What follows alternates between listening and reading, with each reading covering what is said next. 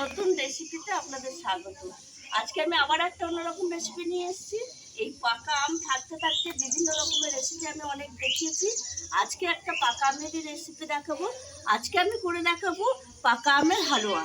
পাকা আমের হালুয়ার জন্য আমি এখানে নিয়ে নিয়েছি এই যে দুটো আম, সুজি, চিনি, কিশমিশ, কাজু বাদাম, দুধ, ঘি।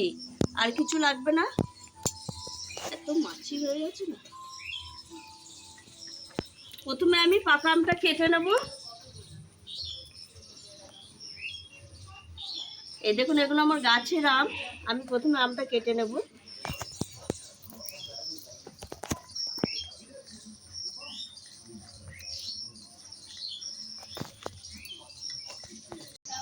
এই দেখুন বন্ধুরা, একটা আম আমি কেটে মিক্সিতে দিয়ে নিয়েছি। এটা আমি মিক্সিতে পেস্ট করে নিয়ে আসবো।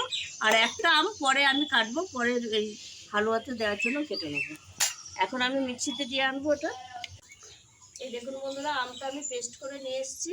আর এটা আমি ঢেলে নিয়েছি। এবার আমি কড়াই বসিয়ে দিয়েছি উনুনে। কড়াই দিয়ে দেবো ঘি। ঘিটা একটু বেশি করে দিতে হবে, যেহেতু হালুয়া। আপনারা ইচ্ছে করলে যারা ঘি পছন্দ করেন না তারা সাদা তেলেও করতে পারেন।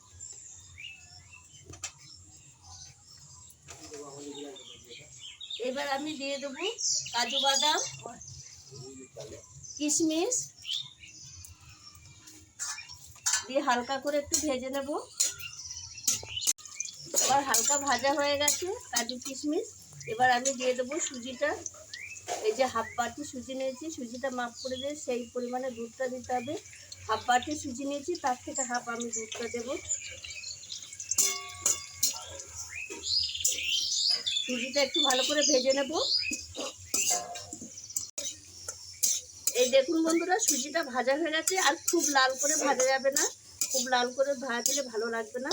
এবার আমি এই পর্যায়ে দিয়ে দেবো এই আমের পাল্পটা। আর দিয়ে দেবো চিনি। মিষ্টিটা আপনারা যে যেরকম খাবেন সেরকমভাবেই দেবেন। আর এই যে দুধটা বলেছিলাম, যতটা পরিমাণে সুজি নিয়েছি তার হাফটা দুধ দেবো। এই যে এই দুধটা দিয়ে দিলাম। এবার আমি অল্প অল্প আঁচে এরকম নাড়তে থাকবো। জ্বালানিটা হালকা রাখতে হবে। 5 মিনিট এরকম আমি সুজিটা একদম আচ্ছা হালকা আছে, মানে আছে দিইনি, ওই উনুনের গরমে এরকম রেখে দিয়েছিলাম। এবার আমি খুলে দেখে নেব। এই দেখুন বন্ধুরা, একবারে ঝরঝরে হয়ে গেছে। এই দেখুন, এইবার আমি দিয়ে দেবো টুকরো করে রাখা আম। এটা আপনারা ইচ্ছে করলে দিতেও পারেন, নাও দিতে পারেন। যেহেতু এটা আমের হালুয়া তার জন্য আমি এটা দিলাম। এবার আমি নামিয়ে নেব।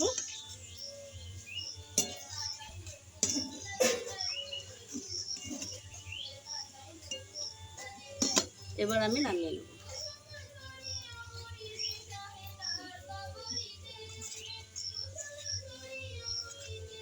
দেখুন বন্ধুরা, হালুয়াটা কত সুন্দর হয়েছে। দেখুন বন্ধুরা, কত সুন্দর হয়েছে আমের হালুয়াটা। এই দেখুন, দেখুন ঝরঝরে একদম। আপনারা এইভাবে একবার বাড়িতে মানে আমের হালুয়া করে খাবেন, খুব ভালো লাগবে। এই আমের সিজনে এখন এই আমের যে কোনো জিনিসই ভালো লাগে।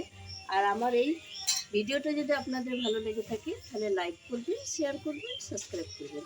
আবার দেখা হবে আগামী ভিডিও। টাটা।